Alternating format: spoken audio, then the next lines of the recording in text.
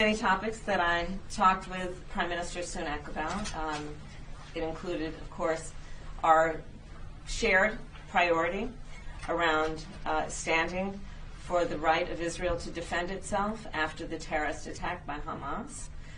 We have talked, and I have reiterated, that we believe absolutely that Israel has a right to defend itself. We also believe very strongly in the importance of the rules of law, which include the importance of no intentional attacks on civilians and the importance of satisfying the need for humanitarian aid.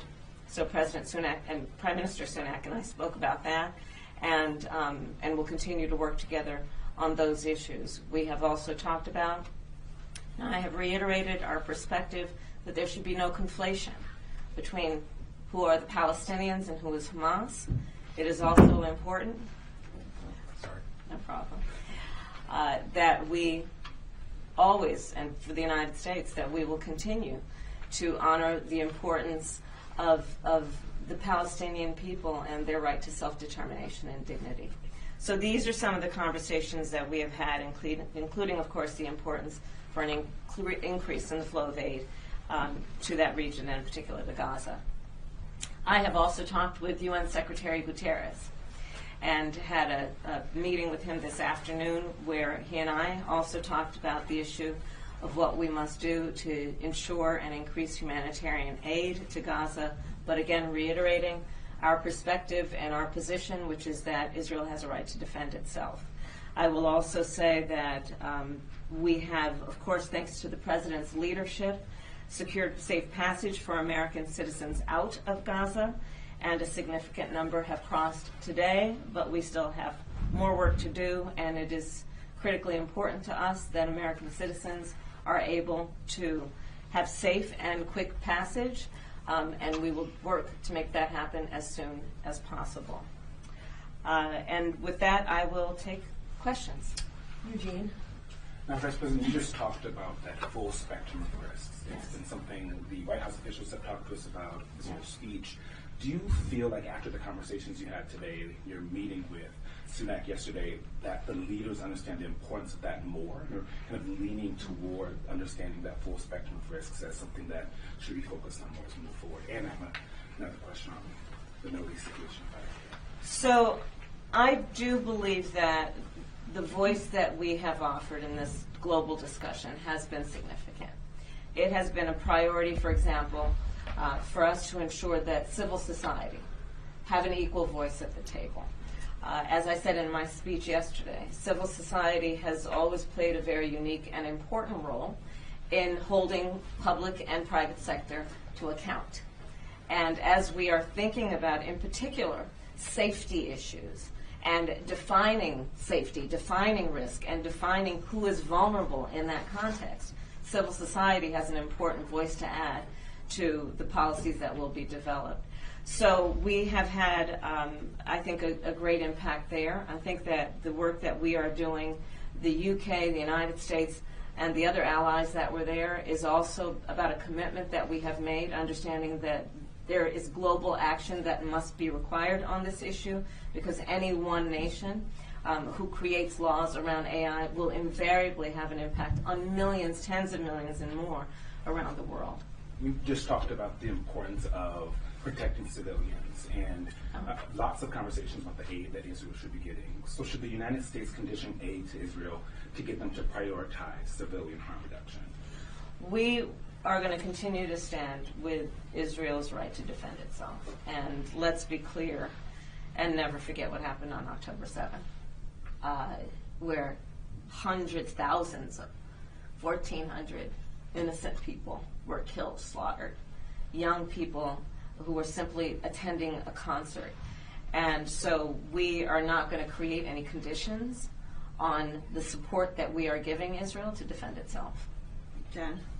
Madam Vice President, in your speech yesterday, you talked about existential threats that we're currently facing from AI, as well as the ones that we'll contend with in the future, and warned specifically that it's sort of AI-generated disinformation is an existential threat to democracy. How concerned do you think we should be in America, in the UK, both countries facing national elections next year, about how that kind of disinformation could impact the elections. And do you think there's something, Jill, talk about that specifically today? Is there something that government, industry could do together to try to regulate that? So I am clear that one of the greatest threats to democracy is mis and disinformation. Now, the fact of mis and disinformation is not new.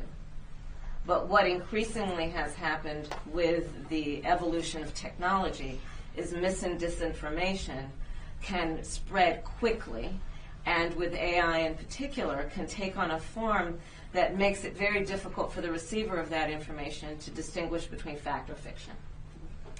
And I have worked on this issue for many, many years because, of course, I was a career prosecutor for many years in my career, but also most recently before becoming vice president in the Senate, where I served on the Senate Intelligence Committee when we investigated Russia's interference in the 2016 election. 2016 seems like a lifetime ago in technology.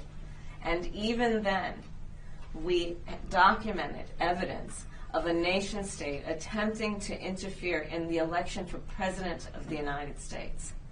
I don't know of a more clear example you could have of misinformation by nefarious actors being used to upend the people's confidence in their democracy and the most important pillar of a democracy, which is free and fair and open elections. So I come at this issue both with the experience of having seen how it plays out in real time in our own country, and understanding in particular how technology can be a tool in the hands of bad actors who intend to upend democratic institutions and the people's confidence in democracies. And do you think there's anything that can be done in the short term to try to ameliorate that between now and the election? We're going to do everything we can, and what I can tell you coming out of these conversations and conversations I've been having with heads of state is that this is one of the biggest concerns that most leaders have, is the prevalence and the ubiquity of mis and disinformation and what that can do to deteriorate confidence in democracies. Yeah. Madam Vice President, Israel bombed the densely populated Jabalia refugee camp in northern Gaza for the second time in 2 days yesterday. Has the Biden-Harris administration reached out to discuss with Israel the bombing of the camp? And do you and President Biden consider the camp a legitimate military target, or is it acceptable collateral damage in Israel's efforts to defeat Hamas? So let me start with this. I have seen, as you have, I'm sure, the images, the photographs of the loss of civilian life in Gaza, and it is heartbreaking. The injury and death to children. I have a friend who I talked with recently who has family in Gaza and has lost a number of the members of her family, innocent civilians. So let me start by saying that it is absolutely tragic when there is ever anywhere any loss of innocent life, of innocent civilians, of children. And there is no word that I can offer you that that justifies any other feeling in terms of the loss of that life. It's tragic. I just want to follow up specifically with the refugee camp. Do you think that that is a legitimate military target, that it's an acceptable? We are not telling Israel how it should conduct this war, and so I'm not going to speak to that. Erica? You're fresh off of a college tour where you were seeking to energize young voters, and particularly voters of color you visited with. But as we've seen, campuses across the country have become places where we've seen a lot of dissent on the U.S. stance on the Israel war, and a lot of concern for the treatment of Palestinians and the casualties. Is there a fear of your administration of alienating young voters, particularly young voters of color? And what is your message to them as they continue to protest the conditions there?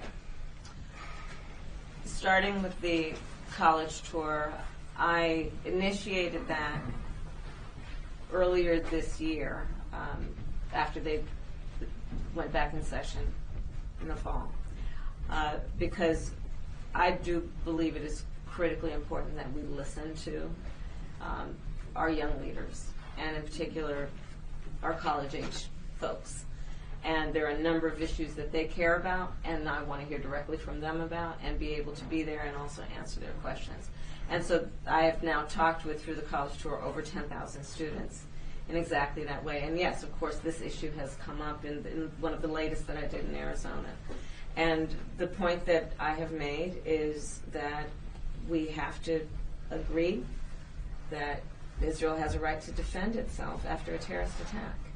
And I do appreciate that that there is also a lot of concern about the loss of civilian life, and we should all be concerned about that. And I will continue to say exactly what I've said since the beginning, which is that from the rules of war to just what we all believe as human beings should be right. We don't want to see any intentional targeting of human life as it relates to civilians. But for those young people, is there a concern that you could alienate them? We have an election coming up. It's a crucial voting bloc, but also it's such a crucial constituency of citizens in this country who are very loud and clear right now about how they feel about how this is going, should I say. So is there a concern about alienating this particular population? Well, let me say I do understand their concerns, and I will never attempt to stifle or silence young people from expressing their concerns. That is part of what we do in a democracy, is allow that to occur. My position on the issue remains, as I've repeated now a couple of times, but it is important that we create environments for our young leaders to express themselves. Nadia? In Gaza again, UNICEF said that there's 400 children either being killed or wounded in Gaza daily. Entire families are being wiped out. You alluded to that, and some of them personally. Some believe that the U.S. credibility is at risk now because they doubt actually that you're exerting enough pressure on Israel. So, Madam Vice President, why don't you call for a ceasefire like Senator Dick Durbin just announced now, whereby maybe there is some kind of hope where all the hostages will be released and maybe Hamas can be disarmed peacefully instead of carrying on with this war? I have another question. So what I will say again is, to your point about the lives that have been lost, children, innocent civilians, it is something I care deeply about. And I understand the pain, and I don't know that anyone could look at or hear the photographs or hear the stories and not feel some level of pain. The President has said, and I certainly do believe that when we think about humanitarian pauses, that we should seriously consider them, in particular as it relates to giving the opportunity and space for aid to reach Gaza and the people there, in terms of what needs to happen to create any safe passage for civilians, much less for hostages to get out. And so I do believe that that is something we should seriously consider. There's also fear among many Palestinians that Israel will carry out a transfer of Gazans to Sinai. And this is a plan that's been in the making through more or less the history of the State of Israel. Can the United States guarantee that all Palestinians who live in now, whether for treatment or they are forced to leave for safety, they will be allowed to go back to Gaza after the war ends? Let me be unequivocally clear. The people who have been forced out have a right to return home, and there should be no forced displacement, no forced migration, and that is it. Laura? Madam Vice President, the White House has said it will veto any bill that doesn't include both Israel and Ukraine.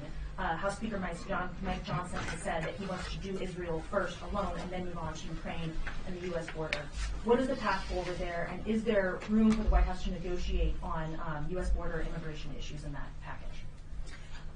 Well, first of all, we're not negotiating that, and we've been very clear that we must stand by the role of the United States as it relates to our global responsibility to uphold and defend international rules and norms and what is right.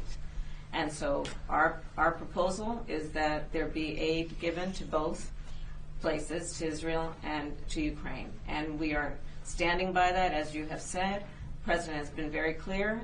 If any bifurcation of that should occur, he will veto the bill that you have referred to. But let's also be clear that these folks who want to be considered as leaders in the midst of global crises of a proportion we have not seen in a very long time are playing political games.